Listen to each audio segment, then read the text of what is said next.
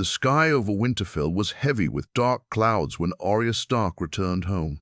She had traveled far and seen death in many faces, but something still pulled her back, something unfinished. Her brother Jon Snow was already there, standing by the Godswood tree, lost in thoughts deeper than the snow under his boots. And her father, Lord Eddard Stark, the man she thought long dead, stood in the shadows, older and marked by pain, yet alive.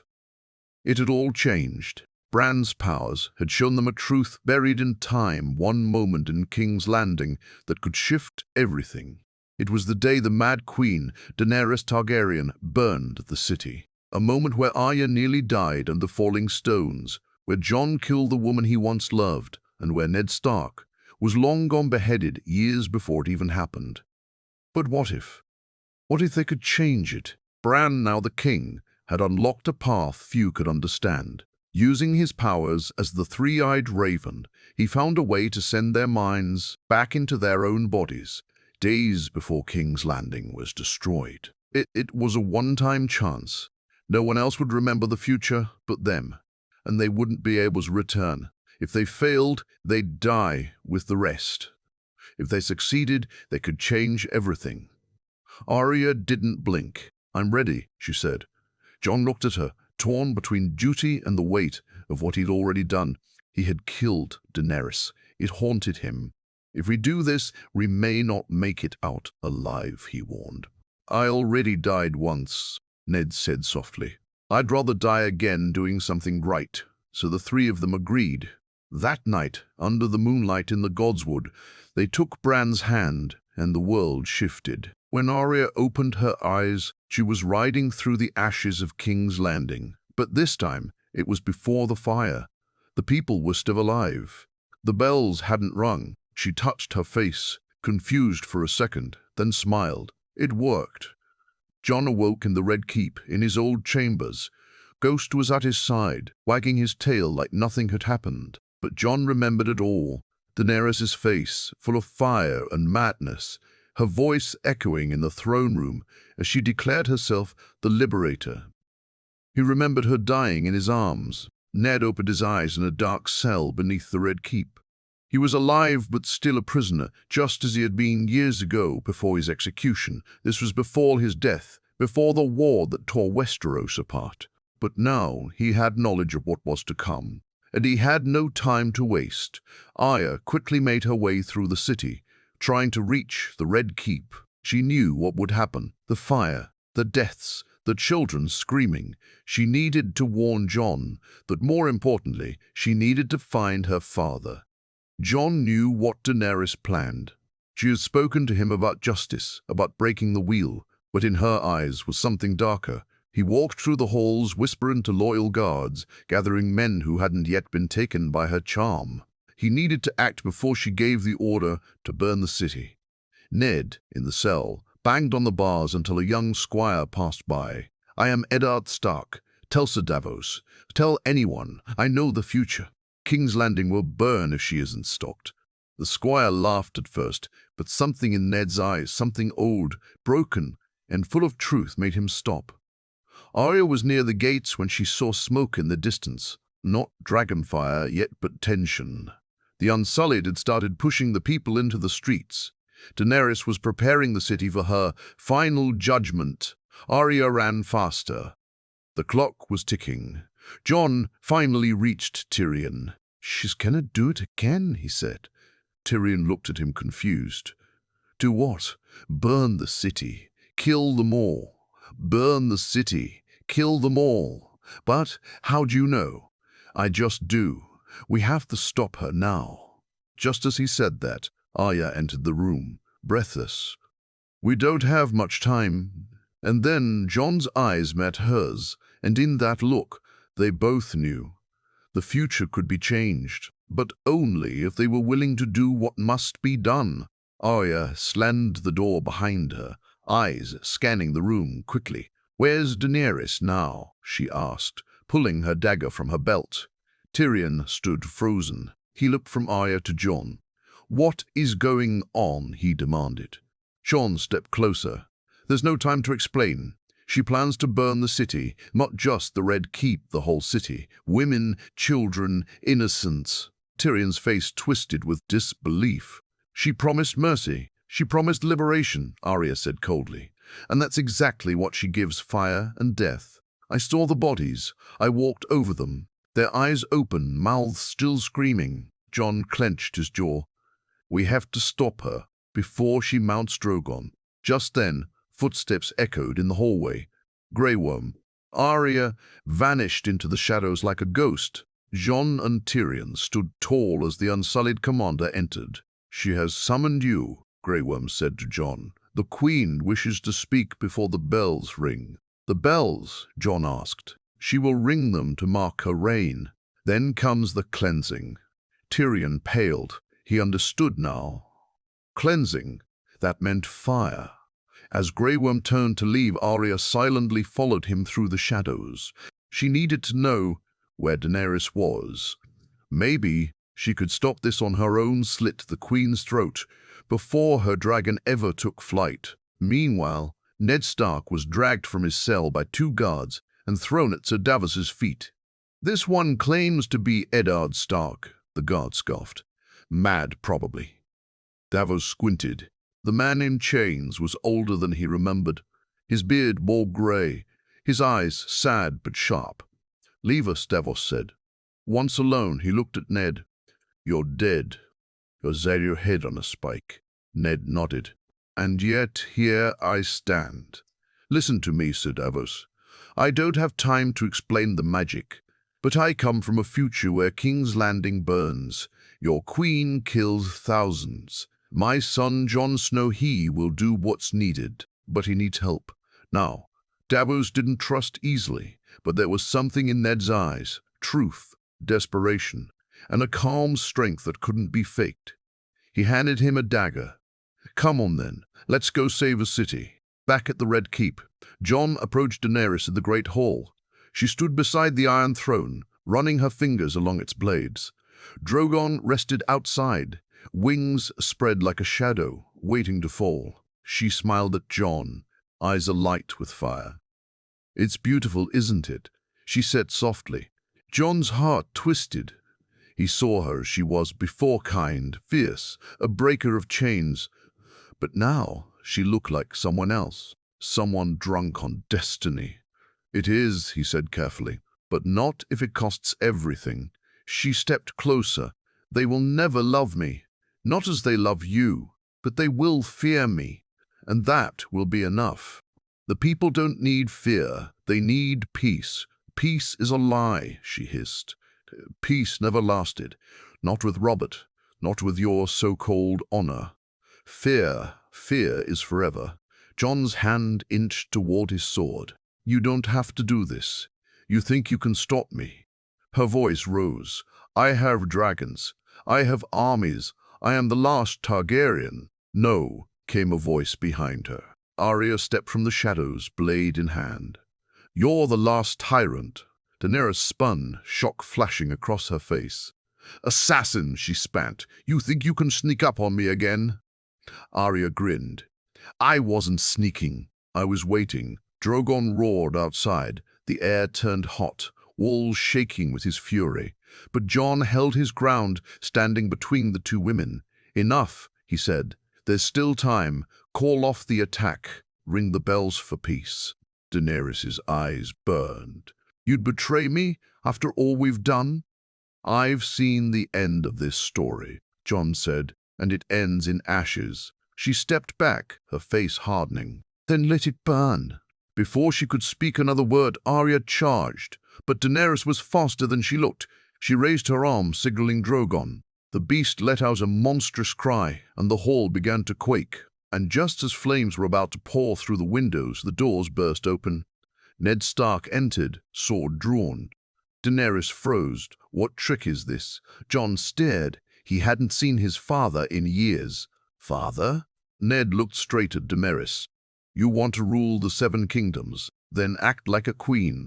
Stop this madness before you're remembered as the last monster, not the last dragon. But Daenerys wasn't moved by words. She raised her hand again, and then the bells began to ring. Far off in the city, The bells of surrender rang loud and clear. Someone had acted. Someone had declared peace. Daenerys's face turned white with rage, and the true battle was about to begin. The ringing of the bells echoed through King's Landing like a final breath before silence. The city heard it weaver, the sign of surrender. Women clutched their children, men dropped their swords, and for a brief, fragile moment, hope returned. But not in Daenerys. Her eyes twitched, her lips curled in rage. The sound of the bells meant to bring peace felt like mockery to her, like weakness. She stepped past Jon, past Arya, her fists clenched tight. "They think they can silence me with bells?" she whispered, her voice shaking. Arya moved to block her path again. "It's over, Daenerys. The city has surrendered. Walk away." But the queen didn't stop. Outside, Drogon's roar cut the air like a blade, sensing his mother's fury. The dragon moved toward the Red Keep's tower, wings casting darkness over the courtyard. Inside the hall, Jon reached for Daenerys' arm. "Don't do this. If you give the order now, you'll become the very thing you swore to destroy." Daenerys turned slowly, her voice soft but dangerous. "I am not like them. I am fire and blood. This is the only way the world learns."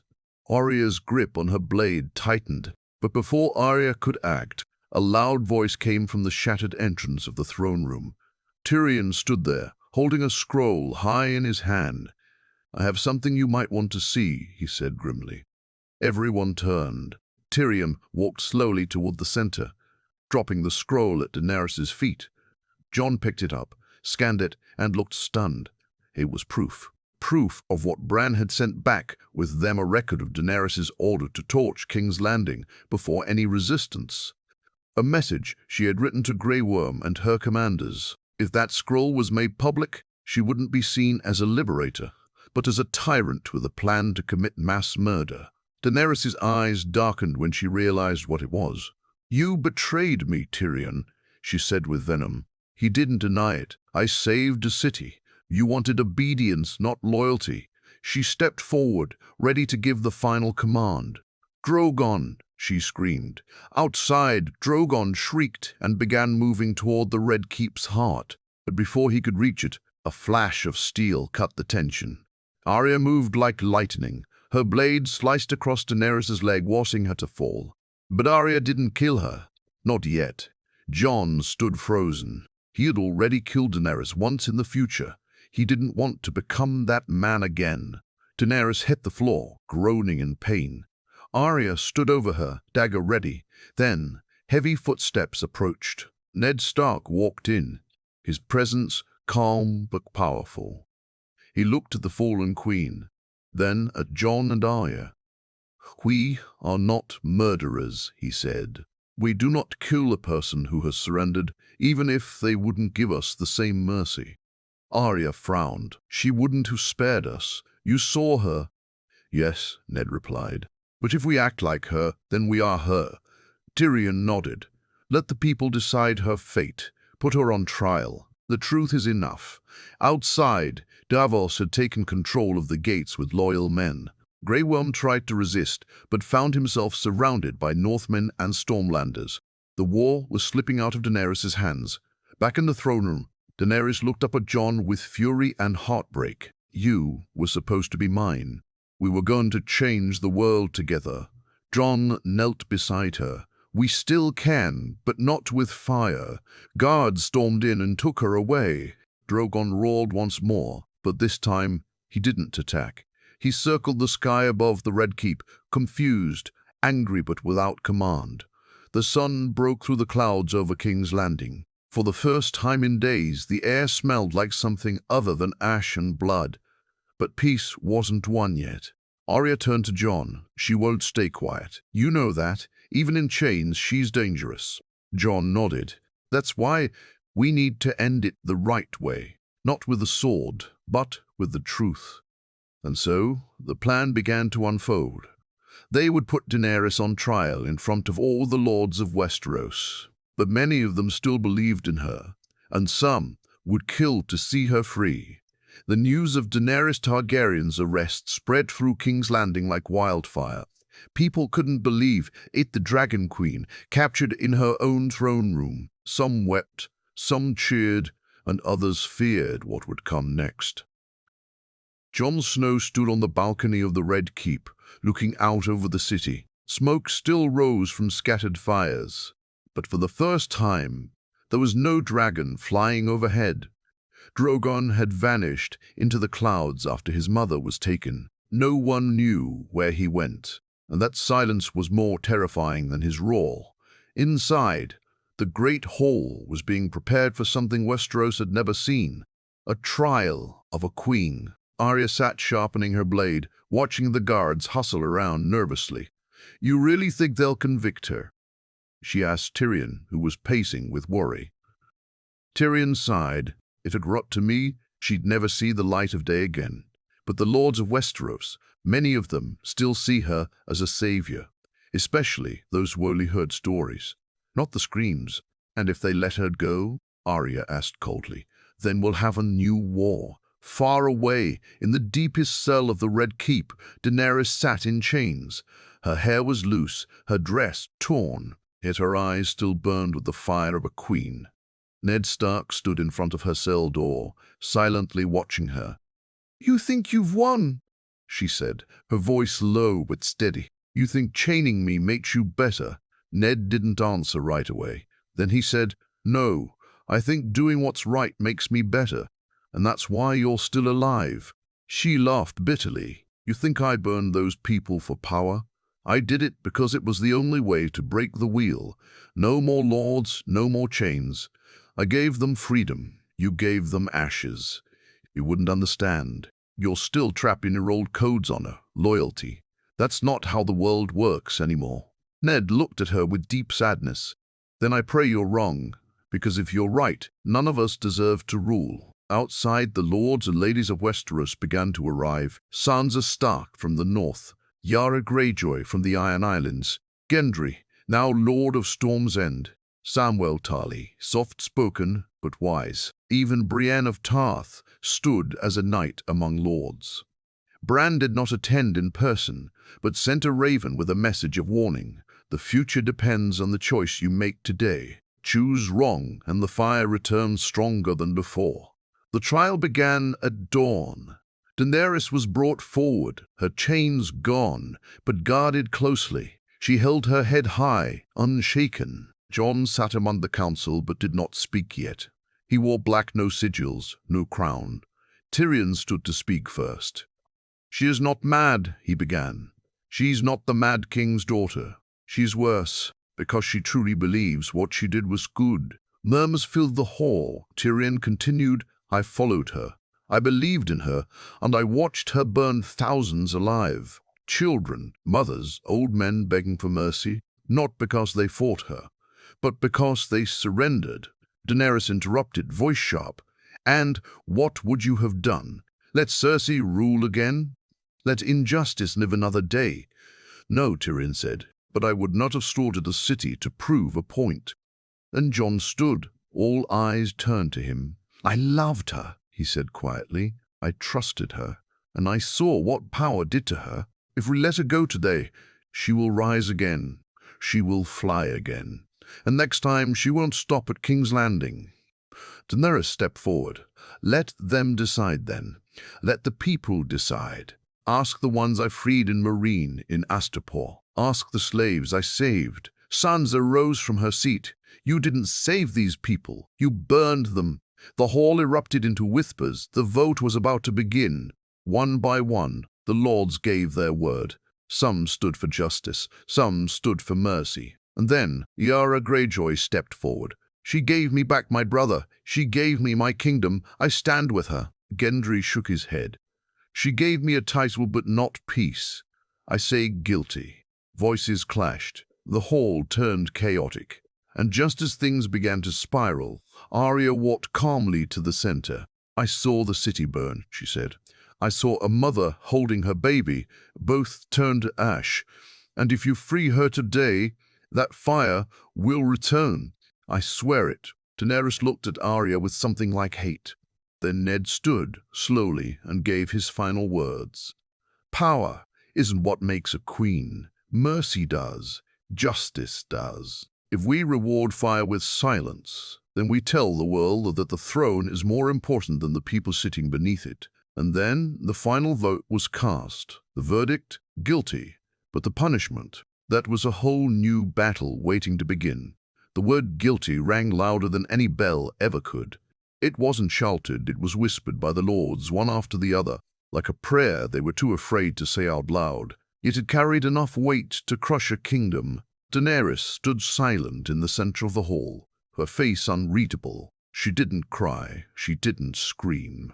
She just stared at Jon Snow, the man who once kissed her like salvation, now standing on the side of her punishment. Sansa watched her with cold, sharp eyes. She should be executed, she said, as any tyrant would be. No, Sam Tarly said, raising a hand. We should not answer fire with fire. Exile her, strip her of power. Let her live with the shame. Jon looked down, his heart pulled in two directions. Every step he took, every word he spoke, brought him closer to becoming what he feared, another man with blood on his hands in the name of peace. But Arya wasn't torn at all. She burned children alive. And now you want to exile her? Her voice was quiet but full of steel. If you leave her breathing, she will return. She will never stop. Yara Greyjoy stepped forward again. She burned no Ironborn. My ships still carry her banners. You try to kill her now, you'll have war with the islands. And we're ready for it, Sansa snapped. The tension turned into a sword at everyone's throat. Westeros was not at peace. It was hanging by a thread. Then Tyrion stood. There is another way, he said, a compromise, one that stops war before it begins. Everyone turned to him, waiting. We give her the same mercy she gave the city. None, Arya muttered. But Tyrion raised his hand. Not execution, not exile. Imprisonment. A life sentence in the farthest corner of the world. No visitors, no letters, no throne. She'll be remembered, but never followed again. Sansa frowned. And who guards her? Who ensures she never escapes? Tyrion looked at Jon. You do. Jon's eyes widened. You want me to? Jon's eyes widened. You take her far, beyond the seas, to a place no raven reaches, and you stay with her. Guard her. Watch her. That is your sentence too. Arya stepped forward. No, he's done enough. Why should he suffer for her crimes? Because he let her in, Tyrion said. Because he believed in her. Because the only person who can keep her from turning the world to ash again is the man she once loved. Jon said nothing for a long time. Then slowly he nodded. I'll do it. Daenerys finally spoke, her voice calm but deadly. I will not live in chains. I will not rot in some far land while others rewrite my story. Jon looked at her. It's not your story anymore. Later that night, Arya found Jon alone in the Godswood, his hand resting on Ghost's white fur. She'll try to escape, you know, Arya said quietly. I know. And if she does? Jon didn't answer. Arya placed a hand on his shoulder. I could kill her for you. Jon gave a small, sad smile. No, that's not your burden. It's mine. Meanwhile, Ned stood on the battlements with Tyrion, watching the city lights flicker. Did we do the right thing? Ned asked. Tyrion let out a slow breath. We didn't choose justice. We chose peace. Sometimes the two don't walk the same road. A week later, Jon and Daenerys stood on the docks. A single ship waited for them. The sky was grey, the sea restless. Daenerys was silent, dressed in simple clothes, her hands unchained, but watched closely. She didn't speak to anyone. Her eyes were cold, distant. Arya hugged Jon before he boarded. You were never meant for the throne, she whispered, but you were always meant to save it. Sansa said nothing, just a nod one Stark to another. No more words left. Ned stood beside the ship. You're doing this for all of us, Jon. Jon met his father's eyes. Then promise me you'll keep it all together. I will. As the ship sailed away, Arya turned to Sansa. Do you think we'll ever see him again? Sansa didn't answer. The sea swallowed the ship, carrying Jon and Daenerys into the mist, into exile, into silence. But as Drogon's shadow passed above the clouds, no one knew where he was flying. No one knew if he was truly gone, or just waiting, because dragons never forget, and neither do queens. The ship cut through the fog like a ghost on water. Cold wind pressed against Jon Snow's face, his eyes locked on the horizon. Behind him, Daenerys stood at the railing, silent, distant but awake with fire. She hadn't spoken a word since they left King's Landing. Jon didn't trust the silence. They were heading east, beyond the known lands, to a forgotten prison once used by the Valyrians, a place surrounded by jagged rocks, cursed winds, and seas no one dared sail. A place meant for those too dangerous to be killed, too powerful to be free. No throne, no followers, no dragons. At least, that was the plan. But something followed them in the skies. Jon had seen it late at night, just once. A shadow circling the ship.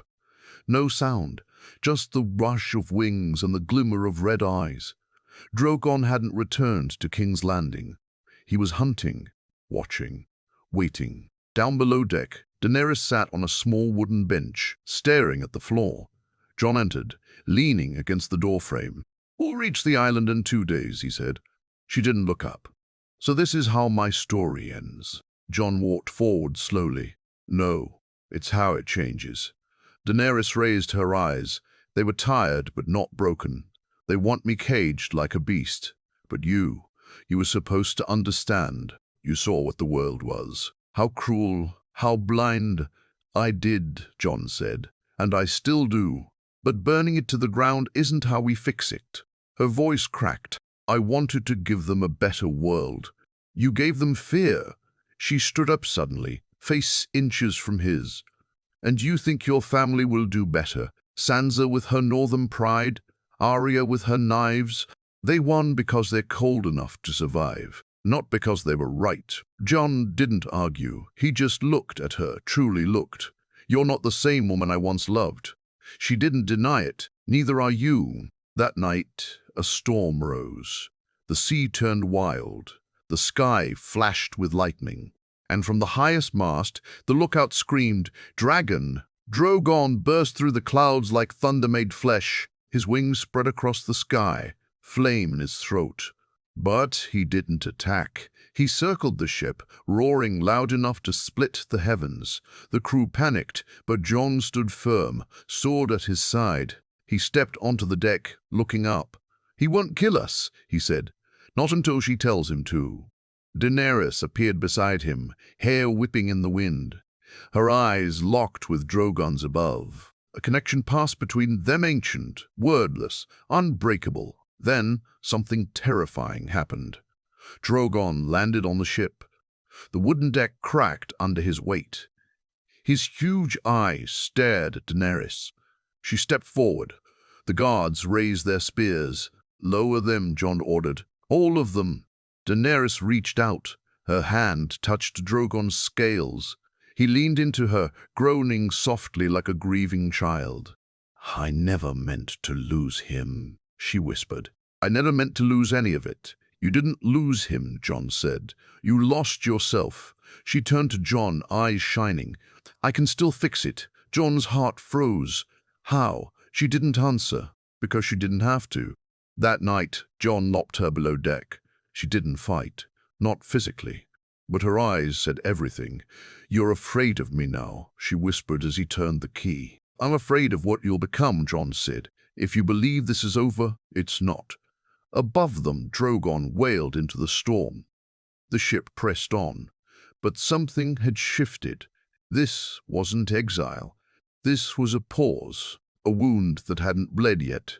Back in Westeros, Ned Stark walked through the halls of the Red Keep, now quiet, clean, and ruled by peace. But he felt uneasy. The people smiled, but in their eyes there was doubt. Sansa ruled the north. Gendry kept Storm's End. Arya had vanished again, heading west, as she always wanted, but something still felt unfinished. One raven arrived at dawn, from a distant port, 4 words written in a trembling hand. She speaks to him. Ned dropped the letter because he knew exactly who she was, and he feared what would happen if Jon started listening. The prison island appeared like a jagged tooth rising from the sea. No greenery, no birds, just rock, wind, and crashing waves. No ship had docked there in decades. This was where the old Valyrians buried their shame-mad kings, cursed magus, monsters too dangerous to kill, and now it would hold a queen. Jon stepped off the boat first, boots hitting cold stone. Behind him, Daenerys followed, wrapped in a thick cloak, chains no longer on her wrists, but present in every step she took. The silence between them had grown heavy. Drogon was gone again, vanished into the clouds after following the ship the whole way, still watching from above, perhaps waiting for her command. But she hadn't given it.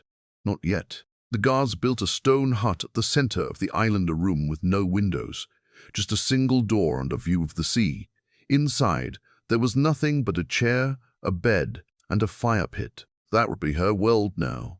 Jon stood in the doorway after locking it from the outside. She sat quietly, staring at the flame. He finally spoke. "I'll stay. I promised I would." She didn't look at him. "You think this is over?" "I hope so." She turned her head, finally meeting his eyes. "You're wrong." Jon swallowed hard. "What are you planning?" "I'm not planning anything," she said, "but the world is. You think they'll leave me here forever? You think no one will come?" He stepped closer. "They won't. They're afraid of what you'll do if you ever return.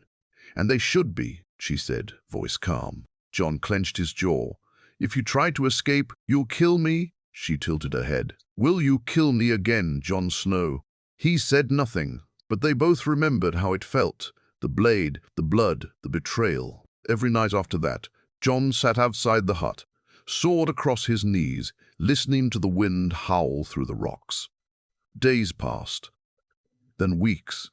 She didn't speak again. Not until the raven came. One cold morning, Jon woke to the sound of wings. A black-feathered raven perched on the post beside him, a scroll tied to its leg.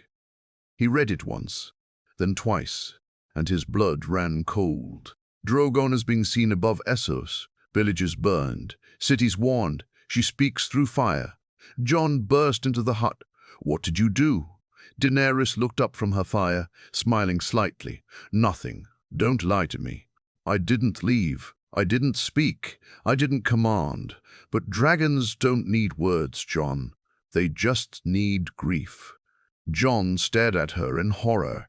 "You're controlling him. I'm reminding him what they did to his mother, what they did to me. And now he remembers."